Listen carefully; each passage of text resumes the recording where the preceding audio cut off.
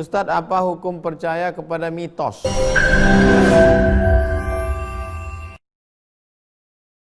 Jangan lupa subscribe, like, and share. Baik jamaah yang dimuliakan Allah, kita bahas pertanyaan. Pertama, Ibu Naila.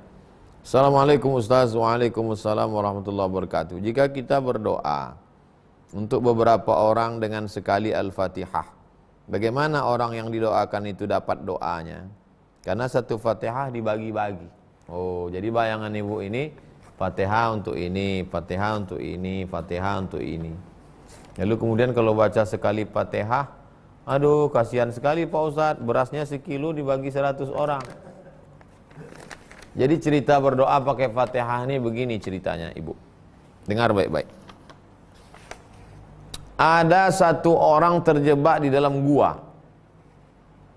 Hujan rintik-rintik, berlindung masuk ke dalam gua, nunggu hujan berhenti, tiba-tiba batu bergelinding dari atas. Gelinding, gelinding, gelinding, gelinding, tutup. Berdoalah 3 orang yang di dalam tadi.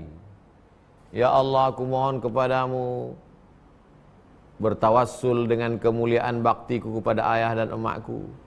Setiap hari aku bawa susu kambing ke rumah, istriku nangis belum makan, anakku menjerit belum makan, tapi susu kambing ku berikan kepada ayah emakku, sampai mereka bangun ku berikan susu kambing, sisanya baru.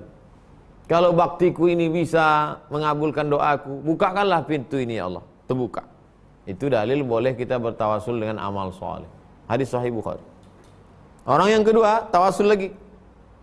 Karena batunya terbuka kecil. Ya Allah, aku punya pembantu. Pas mau gajian, gajinya nggak dibawa, nggak diambil. Aku bingung duitnya mau ku kemanakan. Akhirnya duitnya ku belikan kambing. Kambingnya beranak pinak, bercucu cicit. Sekarang pembantu itu datang, ku panggil dia. Pembantu, ingat gajimu belum diambil? Lupa. Gajimu itu ku belikan kambing, tuh kambingnya. Ambil semuanya. Pembantuku itu mengambil kambing itu semuanya, habis. Kalau memang itu jadi amal soleh yang bisa mengabulkan doaku, bukakan pintu ini ya Allah. Terbuka. Tapi belum bisa lewat, masih buka sedikit. Yang ketiga bertawasul lagi.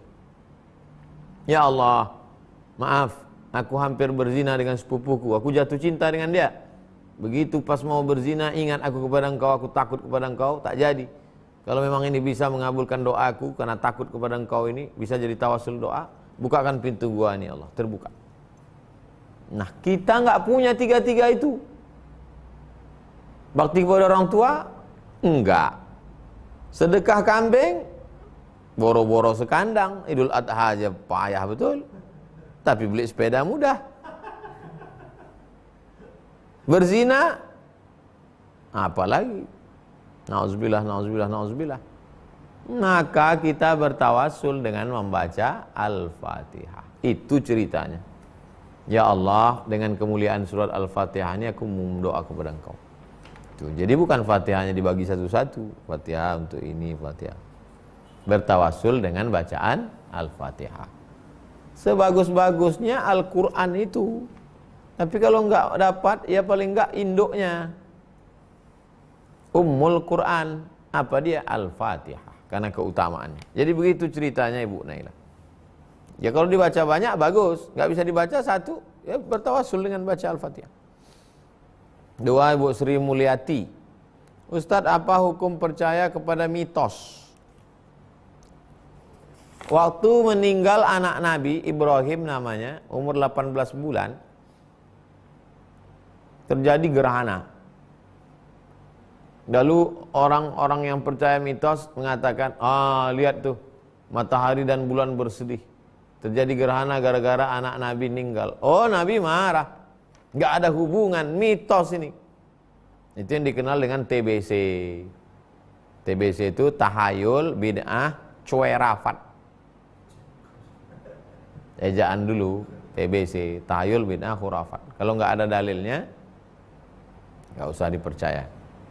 Itu asatirul awalin, dongeng-dongeng, mitos saja.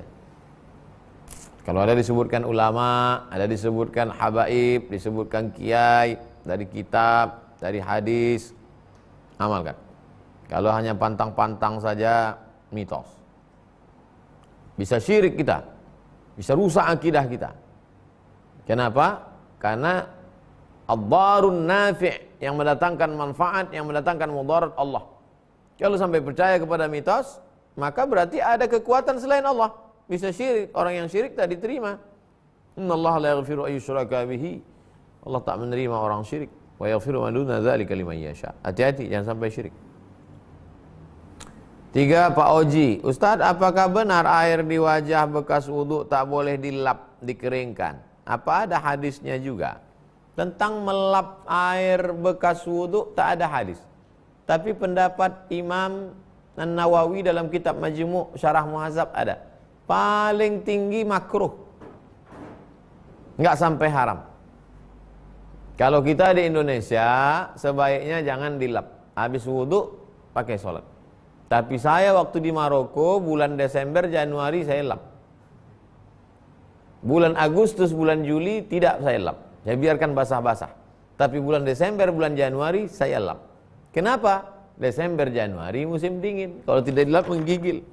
Apalagi di asrama tak ada pemanas. Saya tinggal di asrama. Panaskan di dapur pakai kompor listrik. Habis itu pakai wudu langsung dilap. Kalau tidak dingin tak ampun. Orang Maroko nggak pakai air, tayamum. Desember, Januari orang Maroko pakai tayamum, pakai batu. Setiap masjid ada batu. Nah, jadi kalau di tempat kita iklim tropis, malah kita suka basah-basah. Nah, basah.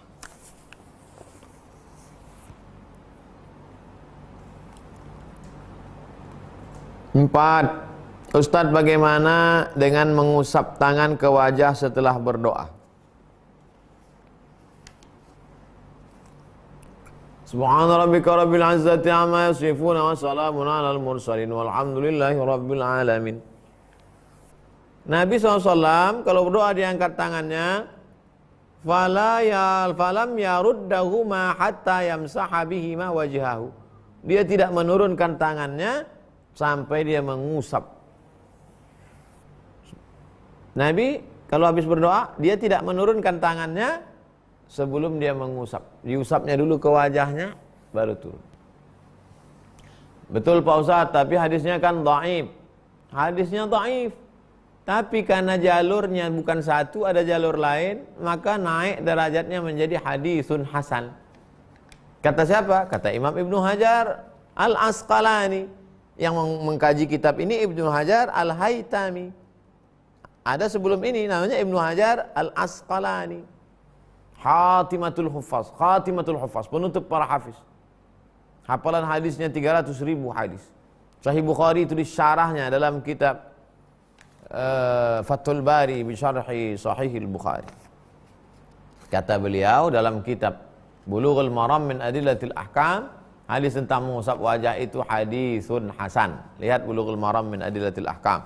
Lihat syarahnya Subulus Salam, Syarah Bulughul Maram, Imam As-San'ani. Kenapa diusapkan ke wajah? Innallaha hayyun karim. Allah itu maha hidup, maha dermawan, maha mulia. Nah, Allah innallaha yastahi. Allah Ta'ala malu melihat tangan sudah diangkat kosong. Maka sesungguhnya di setiap tangan itu ada turun barokah. Barokah itulah yang diusapkan ke muka. Nah, sudah saya kaji dalam kitab 37 masalah populer tentang mengusap tangan ke wajah. Terakhir Pak Ujang, Ustaz, saya pernah nazar jika punya anak, saya akan potong 1 ekor kambing. Alhamdulillah istri saya mengandung bayi kembar. Dan ketika sakit saya nazar kembali jika sampai sehat. Mana yang saya dahulukan? Bayar nazar dan akikah? Pak Ujang, kita beramal ini ada skala prioritas. Yang paling tinggi wajib. Di bawah wajib sunat muakkad. Di bawah sunat muakkad sunat. Di bawah sunat mubah. Nazar itu apa artinya? Merubah yang sunat jadi wajib. Motong kambing sedekah itu sunat. Ketika Bapak bernazar, maka berubah menjadi wajib. Maka sedekah motong kambing wajib. Maka mana yang Bapak dulukan? Kalau kurban, Saya yakin Bapak orang Indonesia bermazhab Syafi'i. Mazhab Syafi'i kurban itu hukumnya sunat muakkad. Yang mengatakan kurban itu wajib mazhab Hanafi. Maka kalau Bapak berkeyakinan mazhab Syafi'i kurban itu sunat muakkad, maka sunat muakkad di bawah, nazar di atas. Tapi kalau nazar Bapak dulu, kalau saya punya anak, saya bernazar akikah. Kalau gitu dulu bunyi nazar Pak Ujang. Kalau saya punya anak, saya bernazar akikah. Maka cukup potong sekali kambing, udah dapat dua-duanya. Nazarnya tertunaikan, akikahnya dapat. Tapi kalau nazar Bapak, kalau saya punya anak, saya potong kambing, tapi bukan akikah. Maka kalau gitu nazar dulu potong kambing, nanti ada duit lagi, baru Bapak akikah. Karena nazar hukumnya wajib, akikah hukumnya sunat muakkad. Demikian Pak Nazar, Pak Ujang. Mudah-mudahan bermanfaat.